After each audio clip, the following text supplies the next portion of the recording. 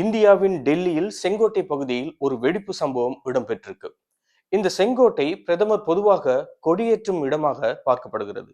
அதே சமயத்துல செங்கோட்டையிலிருந்து வெளியில ஒரு 200 மீட்டருக்கு அருகாமையில் தான் இந்த வெடிப்பு சம்பவம் இடம்பெற்றிருக்கு.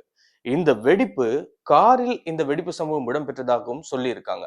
இதுவரைக்கும் இது எப்படிப்பட்ட வெடிப்பு, குண்டு வெடிப்பா அல்லது வேற எதுவும் காரணமா, இந்த தகவல் வரவில்லை. ஆனால் வெடிப்பு சம்பவம் என்பது பற்றி மட்டும் வந்திருக்கின்றது. அது மட்டும் இல்லங்க. இன்னும் ஒரு விஷயம். இன்று காலையில் இருந்து இந்தியாவின் பல இடங்களில், காஷ்மீர் உள்ளிட்ட பல இடங்களில் தேடுதல் நடவடிக்கை மேற்கொண்டாங்க. 2900 கிலோ வெடிபொருட்களும் மீட்கப்பட்டிருக்கின்றது. அதன் பிறகு டெல்லி உட்பட பல பகுதிகள் தாக்குதலுக்கு உள்ளாகக்கூடிய வாய்ப்பு இருப்பதாகவும் புலனாய்வுத்துறை சார்பாக சொல்லியிருந்தாங்க. அப்படி சொல்லியிருக்கும் பட்சத்துல தான் இப்படியான ஒரு வெடிப்பு சம்பவம் இடம்பெற்றிருக்கு.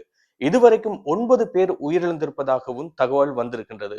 இந்த வீடியோ வெளியிடும் வரைக்கும் இது ஒரு கார் வெடிப்பு சம்பவம் என்று தான் கூறப்படுகிறதே தவிர குண்டு வெடிப்பு என்று இதுவரைக்கும் கூறப்படவில்லை.